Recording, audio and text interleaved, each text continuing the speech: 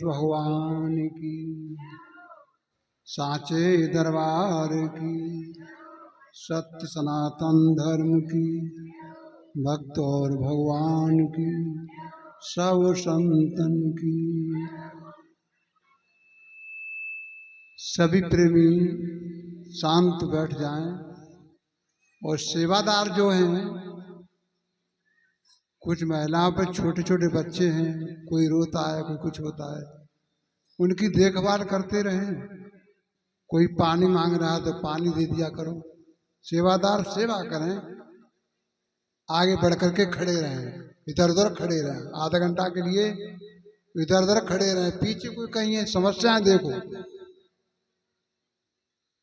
बाहर से जो हमारे ये मेहमान आए हुए हैं, इनकी सब सेवा में जुट जाओ। सेवा से कोई बड़ा धर्म नहीं है, सब सेवा करो। सेवक लोग उधर जाओ, पीछे जाओ, सेवादार जाओ उधर जाओ। समझ नहीं रहे आप? कोई कहीं कोई सेवादार के अलावा कोई प्रेमी खड़ा ना हो। सब प्रेमी शांत से बैठ जाएं और सेवादारी उनकी समस्या को देखें, शांति का माहौल बना रहे।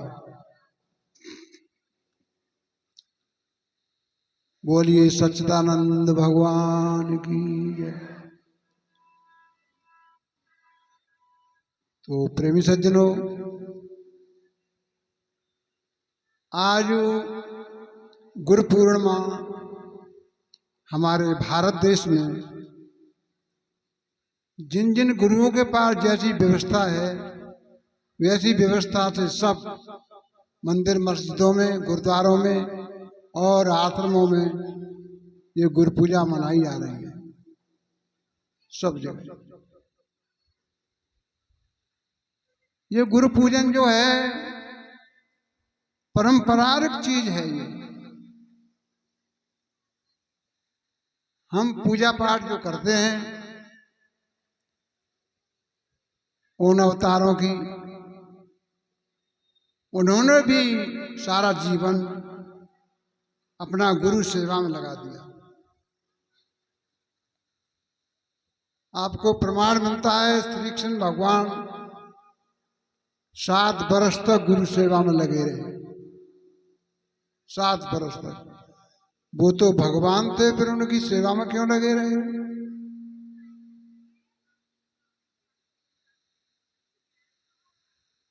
अगर भगवान अपनी सेवा नहीं करवाएगा तो तुम्हारा कल्याण कैसे होगा?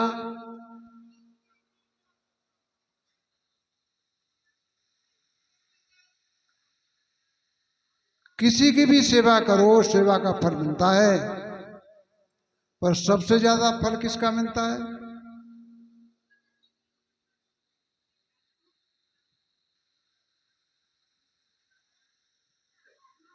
गुरु महाराज जी की माता पिता की सेवा करने में सब श्रेष्ठ बताया है। सेवा सबकी है,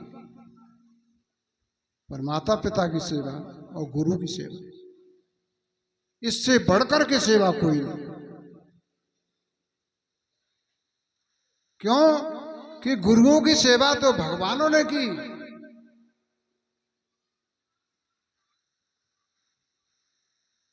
एक बार का जिक्र आता है, कुछ संतों ने कवि साहब से ये फैसला डाल दिया, तो भक्त लोगों ने कहा कि ये समस्या हल नहीं हो पा रही। क्या गुरु बड़े हैं कि भगवान बड़े हैं? इसमें रोज झगड़ा होता है। कोई भगवान को बड़ा बताता है, भगवान को नहीं मानता है, ये गुरु को मानता है, ये गुरु को मानता है, भगवान को नहीं मानता है। ये झगड़ा चलता है।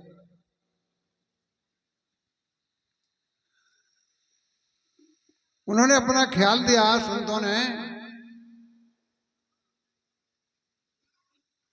कि गुरु गोविंद दो खड़े,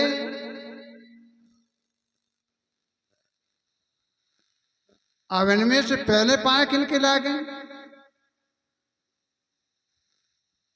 बराबर मानते हैं तो एक साथ दोनों को पैर छू नहीं सकते, पैर एक ही छूने पड़ेंगे। गुरु गोविंद दोनों खड़े किनके लागे पांव। अरे बलिहारी गुरु आपने जो गोविंद से दिए मिला।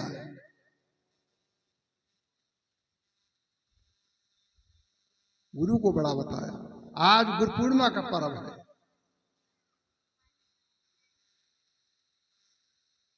आप लोग अपने अपने गुरु इष्ट देव की याद करें। मैं अपने गुरु की इष्ट देव की याद कर रहा हूं। उन्हीं के हिसाब से ये पर्व मनाया जा रहा है। तो स्पष्ट उन्होंने फैसला कर दिया संतों ने, ये मेरी बात नहीं है, ग्रंथों की संतों की बात है। गुरुएं बड़े गोविंद थे, मन में देख विचार। अरे मन में विचार करके देख ले, हरि सुमरे 100 बार है। हरि को 100 बार सुमरन कर ले, पर गुरु सुमरे सोई पार। पार तो गुरु करता है। भव सागर से पार करने का ठेका तो भगवान ने गुरु को दिया है, और उन्हीं के भेजे हुए संसार में आते हैं वो।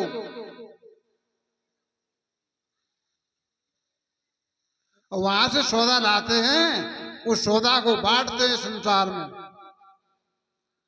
उस सौदा को दे करके और गुरु गोविंद से मिला देता है, गोविंद के घर पहुंचा देता है, अपने पास नहीं रखता। गोविंद गोविंद के पास, गोविंद के पास जाओ। पर गोविंद गोविंद तो करते रहे, गुरु के पास नहीं गए तो कैसे पहुंच जाओगे गोविंद के पास? लटके रह जाओगे बीच में।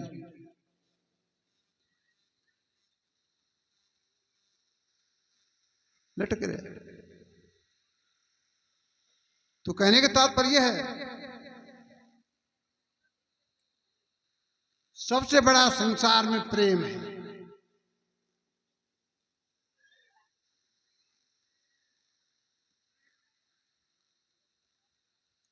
कहा है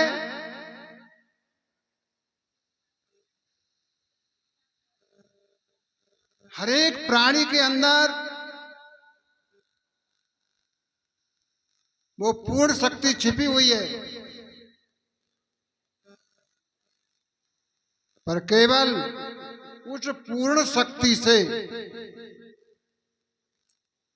वो आत्मा मिल सकती है। कौन सी आत्मा? जो आत्मा मनुष्य शरीर में आज हो। बगैर मनुष्य शरीर के मिले बिना आत्मा पूर्ण शक्ति से नहीं मिल सकती।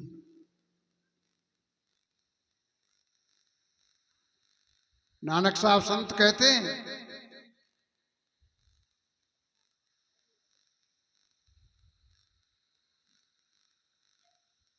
मानुष देया पाई रे, मानुष देया पाई रे, अब आई हरि मिलन की बेला। जिसको मानव तन मिल गया है, उस आत्मा का हरि मिलने का समय आ गया। अगर मनुष्य शरीर में जो आत्मा आ चुकी है और प्रभु से नहीं मिलना चाहती, प्रभु से मिलने का रास्ता नहीं जानना चाहती,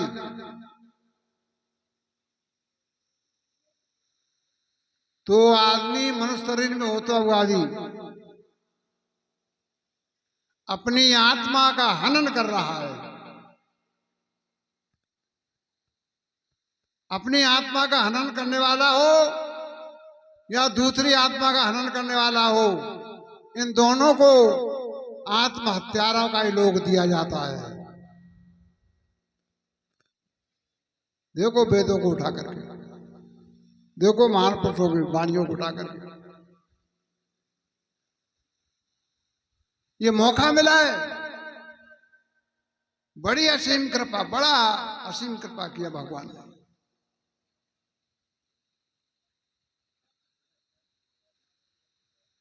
ये मनुष्य शरीर की दात हम आपको दी,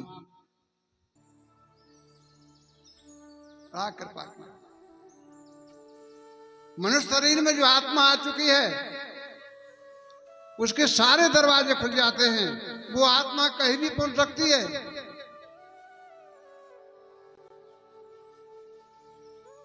अगर हमारे अंदर विवेक नहीं है तो आत्मा दुख सागर में पहुंच सकती है, और हमारे अंदर विवेक है तो सुख सागर में पहुंचेगी। पर आप ये जानना चाहिए विवेक कहां से प्राप्त होता है। अपनी पवित्र रामायण से बात को देखना चाहिए, विवेक कहां से पैदा होता है।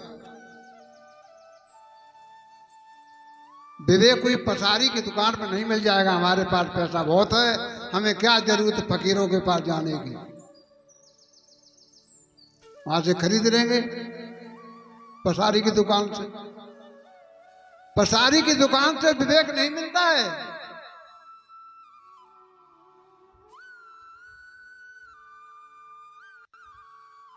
कहां से मिलता है? विवेक मिलता है आप जहां बैठे वहां से विवेक मिलता है।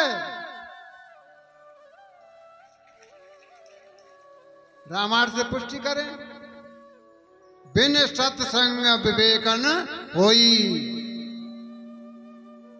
और राम कृपा सुलभ नहीं सोई। सत्संग से प्रेम नहीं करता तो विवेक नहीं होगा,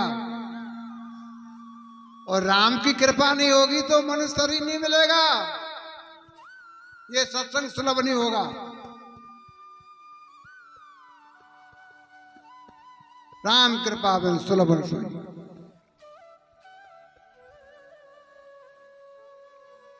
ये भी बताया रामायण में, खूब रामायण होती है, मालपुआ खिस्से करके खूब खाते हैं, खीर पूरी खाई जाती है, पर पढ़ने वाले सुनाने वाले उनके आचरणों पर नहीं चलते। भगवान की भक्ति करने का अधिकार किसको दिया गया है? मैं अपनी ओर से नहीं कह रहा हूं, इधर ग्रंथों को पढ़ने वाले, रामायण भागवत के पढ़ने वाले लोग ज्यादा चित्र है, उसी से मैं गीता और रामायण साहब को बता रहा हूं। राम की भक्ति करने का अधिकार किसको दिया गया है? राम भक्त के ते अधिकारी कौन? जिनको सत्संगति अति प्यारी, और जो सत्संग से ही प्रीति नहीं करता है।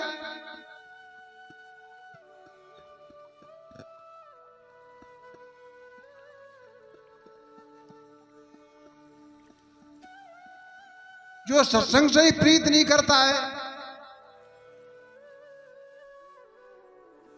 तो रामायण तो तुम्हारी ये कह रही है भक्ति करने का उसका अधिकार खत्म हो गया। भक्ति करने का अधिकार खत्म हो गया। राम भक्त के ते अधिकारी जिनको सत्संगत अति प्यारी। समझे रामायण क्या कह रही है? पढ़ने पढ़ाने से कुछ नहीं होता है। जो रामायण हमें संकेत कहाँ का दे रही है, उन संकेत को मानेंगे हम तो रामायण से हमें लाभ होगा। गीता के संकेत को मानेंगे हम तो गीता से हमें लाभ होगा। और हम पढ़ते रहे, सुनाते रहे और संकेतों को नहीं माना तो इनसे तुम्हें लाभ क्या मिलेगा? कुछ नहीं मिलेगा, कुछ नहीं मिलेगा। उनके संकेतों में दिए, संकेत क्या करें? प्रातः काल उठे रघुनाथा, देखो कितने बड़े महान भगवान बने, कितना धन लगाया जा रहा है अयोध्या में, पर वो क्या करते थे जरा देखो तो रावण उठा करके।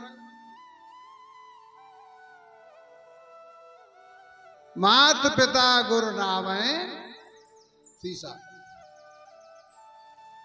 माता पिता के गुरु को सिर झुका करके तब संसार का काम करते थे।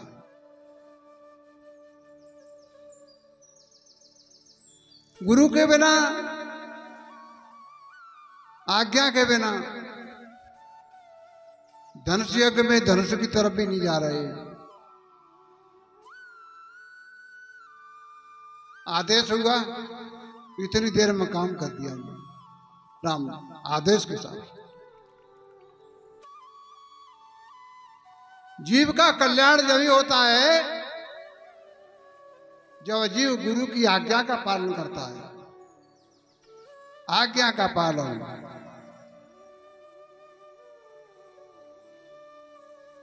गुरु मांगते हैं पानी ले आओ बेटा, और चेला गिलास में रबड़ी लेकर के आ रहा है,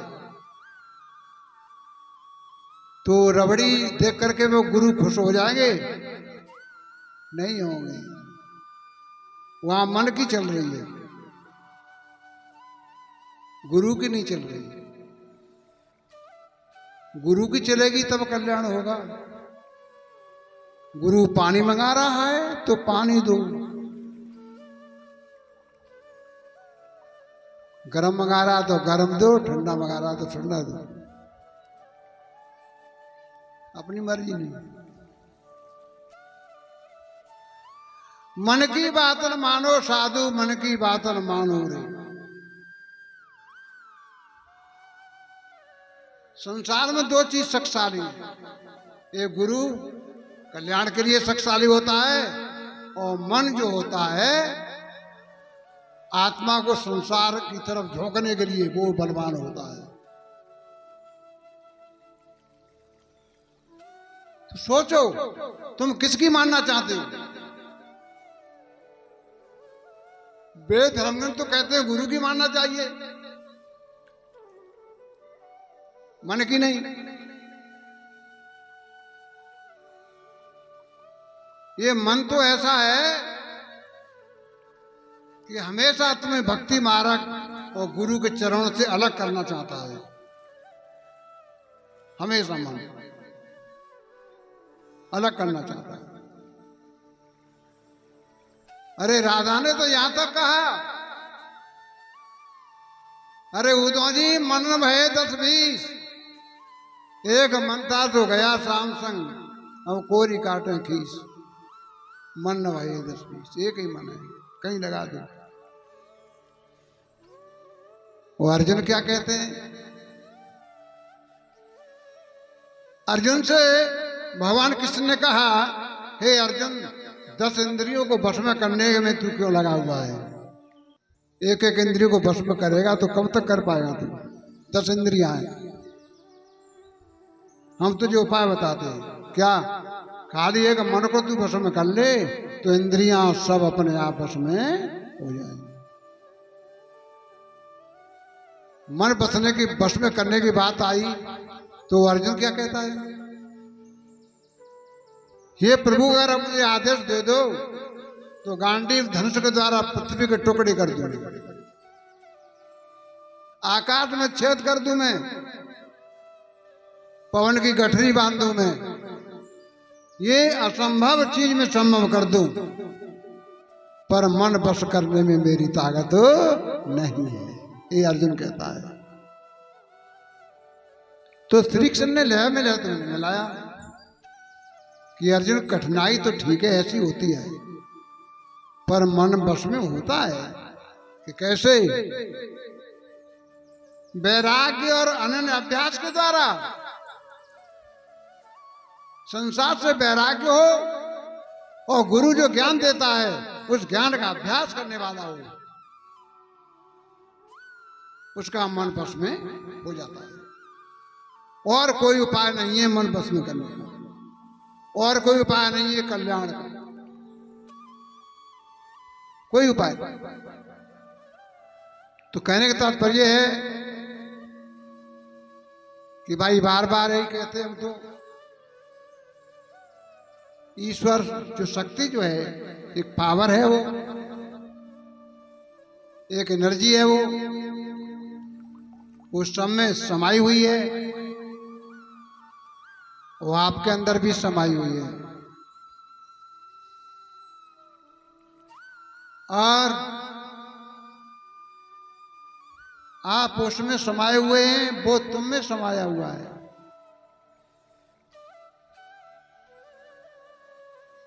वो आपके अंदर है।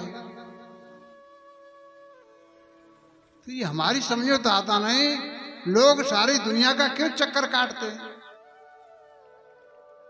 क्यों भाग रहे हैं दुनिया के लोग। कोई कहीं भाग रहा है उसको पकड़ने के लिए, कोई कहीं भाग रहा है, कोई कहीं भाग रहा है। भागते भागते भागते भागते जो पकड़ने का तुम्हारे पास समय है सो और निकल जाएगा, पर उसे तुम पकड़ नहीं पाओगे। पकड़ने की रास्ता तो एक ही जो तरीका बताया है महापुरुष ने, सेवा और सत्संग और भजन। 100 की गिनती में 3 गिनती तुम्हारे कल्याण का कारक है। 97, 98, 99, 100। 98, 99, 100 सेवा सत्संग भजन। 97 गिनती संसार में जुड़ गई तेरे डूबे के कारण। 97 गिनती संसार को ले जाने के लिए जुड़ गई। 3 गिनती बची है तुम्हारे लिए कल्याण प्राप्त करने के लिए और जन्म मरण के चक्कर से छूटने के लिए। कौन सी? सेवा, सत्संग और भजन। अगर ये 3 गिनती और छोड़ दी तो मनुष्य शरीर में जो आप आए हैं संसार में, मनुष्य शरीर का कोई लाभ हमने नहीं उठा पाया। पशुओं की जिंदगी व्यतीत हो गई तैसी हमारी हो गई। पशु के सींग पूछ हैं, हमारे सींग पूछ नहीं है। इतना ही अंतर हो गया और कुछ नहीं रहा। एक सीख और ज्यादा कमी क्यों मानी जाती है मनुष्य की कि पशु तो बेचारे उस रास्ते को जान करके भजन नहीं कर सकते, और तुम भजन सत्संग सेवा कर सकते हो, अपनी आत्मा का कल्याण कर सकते हो, फिर भी कल्याण से वंचित बने बैठे हो। इसलिए पशुओं से भी गिनती ज्यादा गिरी वही मनुष्य की मानी जाती है। बोलिए सच्चिदानंद भगवान। इसलिए उठो, आज संकल्प करो, आज से और पूर्णिमा से। अभी अभी हमको पूजन में लेट हो गए। तीर्थ जिज्ञासु के लिए कहाँ कहाँ के उनको ज्ञान दिया।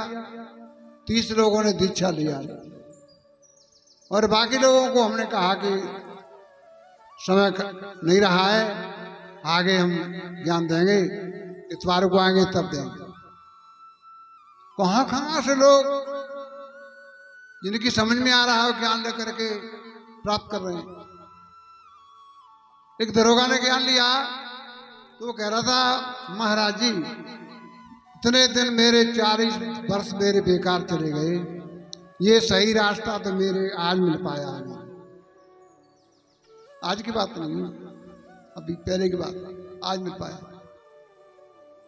सही रास्ता तो आज मिल पाया, महान पुरुषों का रास्ता तो आज मिल पाया। बुद्धि ने विवेक के बिना इस ज्ञान को मनुष्य समझ नहीं सकता है। और विवेक जब ही होगा जब ध्यान पूर्वक तुम सत्संग सुनोगे, उस पर अमल करोगे, सत्संग के बताए मार्ग पर आप चलने लगोगे, तब काम हो। सत्संग सुन करके, ज्ञान लेकर के, गुरु की सेवा करके। देखा है तुमने रामायण पे क्या लिखा है? रामचरितमानस, राम का चरित्र है रामायण में, और वो कौन थे? मानस, रामचरितमानस। मनुष्य भगवान बन जाता है इंसान की जद का है गुरु और सत्संग के माध्यम से। महापुरुषों की सेवा करते करते, महापुरुषों की सेवा करते करते सेवा करने वाला महापुरुष बन जाता है। बोलिए सच्चिदानंद भगवान की।